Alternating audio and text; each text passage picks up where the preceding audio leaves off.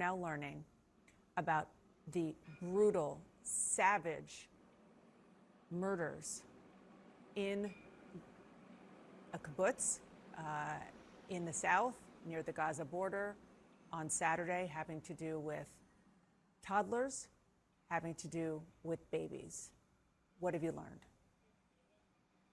We now have confirmation from the Israeli Prime Minister's office that in Kfar Aza, which is a kibbutz, a small community near the northern part of the Gaza Strip, that they found decapitated babies and toddlers. They did not give a number of children or babies who they found in this state, but even just one is absolutely horrific to think about. This is absolute brutality. This isn't just, we knew that they had gone in and shot and killed and abducted women and the children and the elderly from their homes, literally from their beds.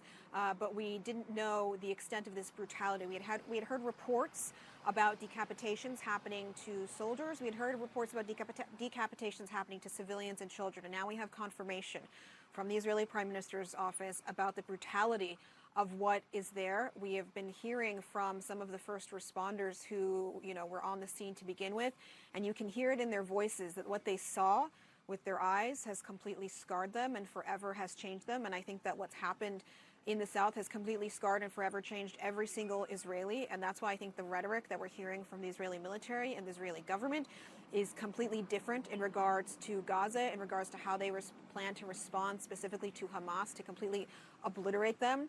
They have now been making saying that Hamas is ISIS, saying that Hamas is the same as the brutality we saw from ISIS. And in a way, it's just hard to imagine anything worse than not only going into a civilian community and targeting and killing babies and children, but then doing something just so brutal. It's just so hard to understand and to comprehend that any human being alive on this earth would be capable of doing such a thing. It sure is, Hadass. And we see on the screen, and you're referring to this, some of the language that we've heard from the Israeli government, including the Prime Minister. The attack is savagery not seen since the Holocaust.